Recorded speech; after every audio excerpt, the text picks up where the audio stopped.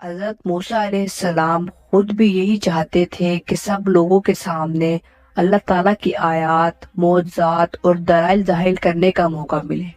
لہٰذا آپ علیہ السلام کو موقع مل گیا اور آپ علیہ السلام نے فرمایا، جس دن تمہارا تہوار ہوتا ہے اس دن کے ابتدائی وقت میں سب کے سامنے جادوگروں سے مقابلہ ہوگا۔ فرعون نے جو جادوگر جمع کیے انہیں حضرت موسیٰ علیہ السلام کے مقابلے میں کامیابی پر انعامات کا لالچ بھی دیا۔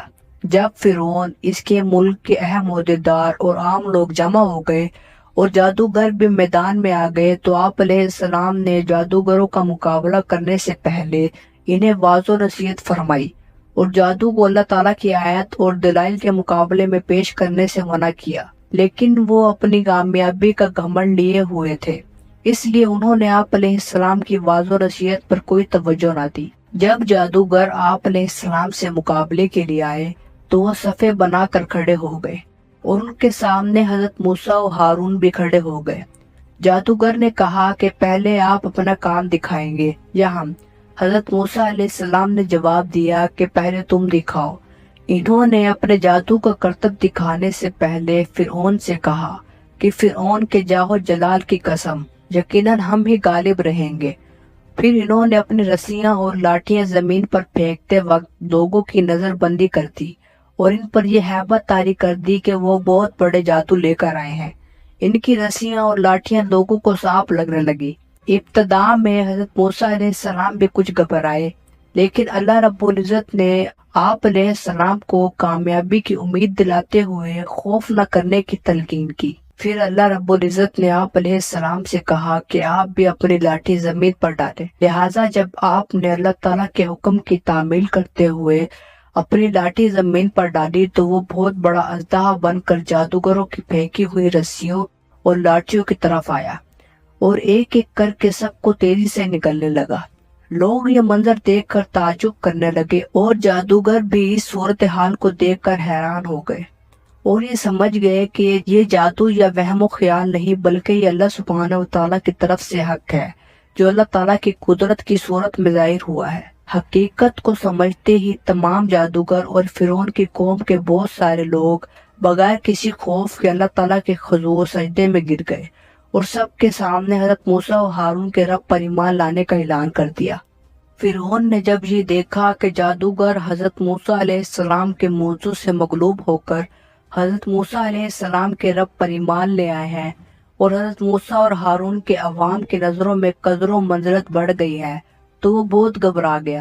اس نے سوچا کہ حضرت موسیٰ علیہ السلام کو شکست دینے کی میری جو آخری چال تھی وہ بھی ناکام ہو گئی، لہٰذا اس نے مکر و فریب کا سہارا لیتے ہوئے جادوگروں کو دھمکی دی کہ تم نے میری رعایا ہونے کے باوجود میری اجازت کے بغیر موسیٰ کے رب پر ایمان لانے کا اعلان کر دیا ہے۔ مجھے تو یہ معلوم ہو رہا ہے کہ موسیٰ تمہارا استاد ہے اور تم سب نے مل کر یہ سازش تیار کی ہے کہ یہاں کے رہنے والوں کو باہر نکال کر خود آرام سے رہو۔ میں تمہیں ایسی عبرت ناک سزا دوں گا تاکہ آئندہ کسی اور کو ایسی غداری کرنے کی ضرورت بھی نہ ہو۔ پہلے تمہارے ہاتھ پاؤں مخالف سمتوں سے کٹواؤں گا اور پھر تم سب کو سولی پر چڑھا دوں گا۔ فرعون نے جب جادوگروں کو سخت ترین سزا کی دھمکی دی تو انہوں نے اس دھمکی کی کوئی پرواہ نہیں کی، اس لیے کہ وہ ایمان کی مٹھاس کو چکھ چکے تھے اور جس کے دل میں ایمان کی مٹھاس بڑھ جائے کائنات کی کوئی بڑی سے بڑی طاقت بھی اس کو ایمان سے نہیں ہٹا سکتی۔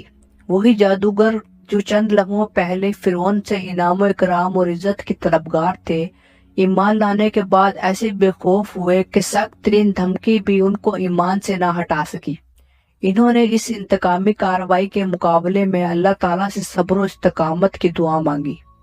فرعون اور اس کی قوم حضرت موسیٰ علیہ السلام کی روحانی قوت کا مظاہرہ دیکھ کر مرعوب ہو گئی اور فرعون نے جادوگروں اور دیگر ایمان والوں پر اپنے شدید غصے کا اظہار کرتے ہوئے انہیں سولی پر چڑھا دیا، لیکن حضرت موسیٰ علیہ السلام کو وہ کوئی نقصان نہ پہنچا سکا۔ فرعون کے درباریوں کو اس پر شدید صدمہ پہنچا۔ انہوں نے فرعون کو حضرت موسیٰ علیہ السلام اور ان کی قوم کے خلاف خوب بھڑکایا۔ فرعون نے انتقامی کارروائی کرتے ہوئے حضرت موسیٰ علیہ السلام کی قوم بنی اسرائیل کے لڑکوں کو قتل کرنے کا دوبارہ حکم جاری کر دیا۔ جس پر حضرت موسیٰ علیہ السلام کی قوم بڑی پریشانی کا شکار ہوئی اور آپ علیہ السلام سے درخواست کی کہ آپ کی ولادت سے پہلے بھی ہمارے لڑکوں کو قتل کیا جاتا رہا اور اب دوبارہ یہ سلسلہ شروع ہو گیا ہے۔ حضرت موسیٰ علیہ السلام نے فرعون کے مقابلے میں اپنی قوم کو اللہ تعالیٰ سے مدد طلب کرنے اور صبر کرنے کی تلقین کی، اور ساتھ ساتھ یہ خوشخبری بھی سنائی کہ بہت جلد اللہ سبحانہ و تعالیٰ تمہیں فرعون کے ظلم و ستم سے نجات عطا فرمائیں گے۔ فرعون بنی اسرائیل کی اولاد کو قتل کرنے کا حکم دے چکا تھا، لیکن اس کے باوجود حضرت موسیٰ علیہ السلام کی روحانی غلبے کا خیال اس کے دل میں اندر ہی اندر خوف پیدا کر رہا تھا۔ اس کے دل کو سکون نہیں آتا تھا۔ آخر کار اس نے یہ فیصلہ کیا کہ موسیٰ کو قتل کیے بغیر یہ معاملہ ختم نہیں ہوگا۔ اس نے اپنے درباریوں کو بلا کر کہا کہ اگر موسیٰ کو ہم نے یوں ہی چھوڑے رکھا تو مجھے یہ خوف ہے کہ یہ آہستہ آہستہ تمہارے دین کو بدل دے گا اور مصر میں فساد پھیلائے گا، لہٰذا موسیٰ کو قتل کر دیا جائے۔ حضرت موسیٰ علیہ السلام کو جیسے ہی فرعون کی سازش کا علم ہوا تو آپ علیہ السلام نے اللہ رب العزت سے ہر متکبر اور ظالم کے ظلم سے نجات کے لیے اللہ تعالیٰ کی پناہ مانگی۔ جس مجلس میں فرعون اور اس کے درباری حضرت موسیٰ علیہ السلام کے قتل کے بارے میں گفتگو کر رہے تھے، اسی مجلس میں فرعون کی قوم میں سے ایک ایسا مومن بھی موجود تھا جو ابھی تک اپنے ایمان کو چھپائے ہوئے تھا۔ اس نے جیسے ہی حضرت موسیٰ علیہ السلام کے قتل کا منصوبہ سنا تو اپنی قوم کو سمجھایا کہ تم ایک ایسے آدمی کو قتل کرنا چاہتے ہو جو صرف یہ کہتا ہے کہ میرا رب اللہ ہے، اور وہ اپنی رسالت پر دلائل بھی لے کر آیا ہے۔ اگر وہ جھوٹا ہے تو اس کے جھوٹ کا نقصان اسے ہی پہنچے گا، اگر وہ سچا ہے تو پھر جس عذاب کی وہ دھمکی دے رہا ہے وہ تمہیں ضرور پہنچ کر رہے گا، لہٰذا تم یہ نہ سمجھو کہ ہمیشہ تمہاری بادشاہت رہے گی، اس کو زوال بھی آ سکتا ہے، اور مجھے تو تمہارے بارے میں یہ خطرہ ہے کہ کہیں تمہارا حال بھی تم سے پہلے کی نافرمان قوموں جیسا نہ ہو، جیسے قوم نوح، قوم عاد، قوم سمود وغیرہ۔ یاد رکھو قیامت کے دن تمہیں کوئی بھی اللہ تعالیٰ کے عذاب سے بچانے والا نہیں ہوگا۔ اور پھر اس نے اپنی قوم کو اور بھی کئی نصیحتیں کی۔ فرعون اور اس کے درباریوں نے جب اس مومن کی گفتگو سنی تو ان کا رخ حضرت موسیٰ علیہ السلام سے ہٹ کر اس مومن کی طرف ہو گیا، اور انہوں نے چاہا کہ پہلے اسے قتل کرے، مگر اللہ تعالیٰ نے فرعون اور اس کے درباریوں کی چال کو ناکام بنا دیا۔ جب فرعون کی قوم میں سے ایک مومن آدمی نے اعلان حق کیا اور دلائل کے ساتھ حضرت موسیٰ علیہ السلام کی حمایت میں گفتگو کی تو فرعون کے پاس ان کی باتوں کا کوئی جواب نہیں تھا۔ اس کے باوجود فرعون نے اپنی قوم کو مطمئن کرتے ہوئے کہا، میں جو کچھ دیکھ رہا ہوں اس کے مطابق تمہیں رائے دے رہا ہوں۔ کیا تم دیکھ نہیں رہے ہو کہ مصر کی حکومت میرے ہاتھ میں ہے اور تم یہاں کتنے پرسکون زندگی گزار رہے ہو؟ حقیقت یہ ہے کہ فرعون اپنے دل ہی دل میں یہ جانتا تھا کہ حضرت موسیٰ علیہ السلام اللہ تعالیٰ کے سچے نبی ہیں، اور جو کچھ وہ لے کر آئے ہیں یقیناً وہ اللہ تعالیٰ کی طرف سے ہے، لیکن کفر، تکبر اور ظلم و زیادتی کی بنا پر وہ اس کے برعکس گفتگو کرتا رہا، اس لیے ان کا انجام بھی بہت برا ہوا۔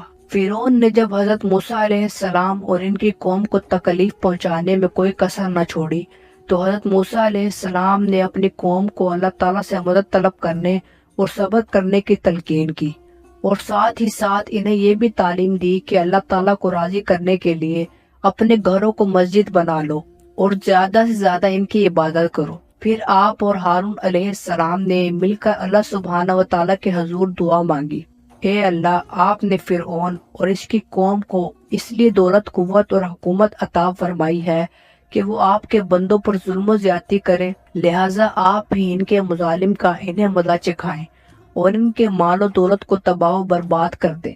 اللہ تعالیٰ نے حضرت موسیٰ اور ہارون علیہ السلام کی دعا کو قبول فرما کر ان پر بہت سے عذاب نازل فرمائے۔ سب سے پہلے قحط آیا۔ فرعون اور اس کی قوم کے باغات میں پھلوں کی کمی ہو گئی، لیکن بجائے اس کے وہ اس سے نصیحت حاصل کرتے، انہوں نے حضرت موسیٰ علیہ السلام پر یہ الزام عائد کر دیا کہ یہ آپ اور آپ کے ساتھیوں کی وجہ سے مصیبت آئی ہے۔ پھر ان پر طوفان آیا، کئی دن تک مسلسل ان پر بارش برستی رہی۔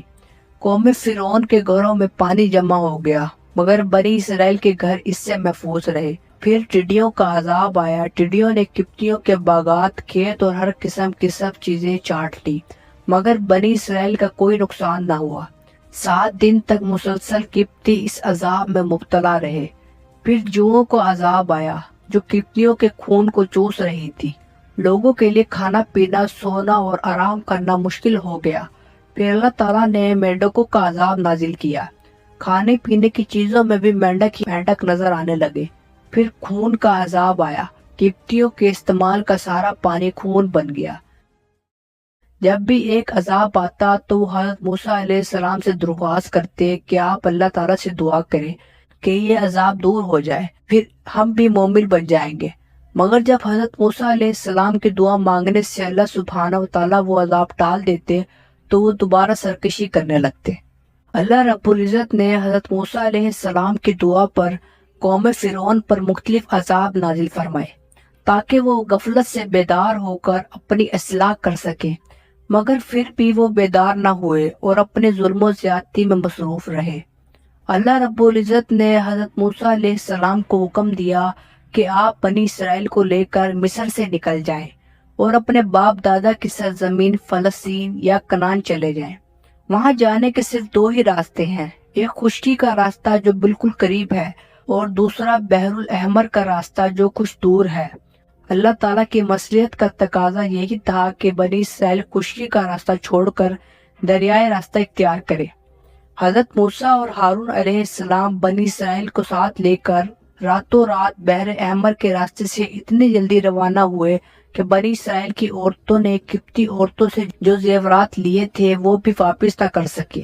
جیسے ہی فرعون کو بنی اسرائیل کے مصر سے روانہ ہونے کی اطلاع ملی، اس نے فوراً اپنی فوج کو ساتھ لے کر ان کا تعاقب کیا اور صبح ہونے سے پہلے ہی ان کے قریب جا پہنچا۔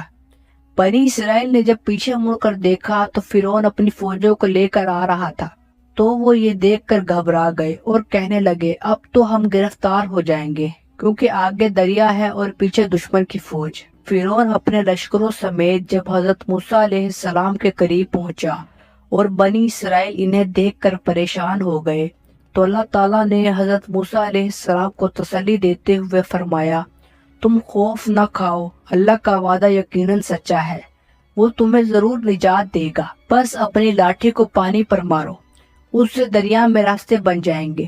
جب آپ علیہ السلام نے اپنی لاٹھی کو پانی پر مارا تو پھٹ کر 12 راستے بن گئے اور ہر 2 راستوں کے درمیان پہاڑوں کی طرح پانی کھڑا ہو گیا۔ حضرت موسیٰ علیہ السلام کے حکم سے بنی اسرائیل ان راستوں پر چل دیے اور دریا سے پار ہو گئے۔ فرعون نے جب یہ دیکھا کہ دریا میں راستے بنے ہوئے ہیں، اس نے اپنی قوم سے کہا، میری کرشمہ سازی دیکھی کہ دریا نے بھی راستہ دے دیے، لہٰذا تم بڑھتے جاؤ اور بنی اسرائیل کو جا پکڑو۔ فرعون بھی اپنی فوجوں کے ساتھ دریاؤں کے راستے میں داخل ہوا۔ جب تمام فوجیں دریا کے اندر پہنچ گئیں تو اللہ تعالیٰ نے پانی کو حکم دیا، وہ اپنی اصل حالت میں آ گیا اور فرعون اپنی فوج سمیت غرق ہونے لگا۔ اس نے فوراً کہا، میں اب اسی رب پر ایمان لاتا ہوں جس پر بنی اسرائیل ایمان لائے ہیں، اور میں اب فرما بردار بن کر رہوں گا۔ لیکن اللہ کی طرف سے اسے کہا گیا کہ اس سے پہلے تو اللہ کی نافرمانی کرتا رہا، اب تیری اس توبہ کا کوئی فائدہ نہیں۔ اللہ تعالیٰ نے فرعون کو غرق کرنے سے پہلے ہی یہ طے کر لیا تھا، یہ اپنے آپ کو رب اعلیٰ کہلواتا ہے، میں اسے ہلاک کرنے کے بعد اس مغرور و متکبر کی ناش کو قیامت تک آنے والی نسلوں کے لیے نشان عبرت بناؤں گا، تاکہ اس کا انجام دیکھ کر آئندہ کوئی بھی اپنے معبود ہونے کا دعویٰ نہ کرے۔ جس دن اللہ تعالیٰ نے فرعون اور اس کی قوم کو غرق کر کے حضرت موسیٰ علیہ السلام اور ان کی قوم کو فرعون کے ظلم و ستم سے نجات دلائی، وہ یوم عاشوراء 10 محرم تھا، جب اللہ تعالیٰ نے بنی اسرائیل کو بحفاظت دریا پار کروا دیا۔ فرعون اور اس کی قوم کو غرق کر کے ان کی جائیدادوں کا بنی اسرائیل کو وارث بنا دیا۔ بنی اسرائیل نے اپنی آنکھوں سے فرعون اور اس کی فوج کو غرق ہوتے ہوئے بھی دیکھ لیا، اس کے باوجود بھی انہیں اللہ تعالیٰ پر وہ اعتماد اور یقین کامل نہ ہوا جو ہونا چاہیے تھا۔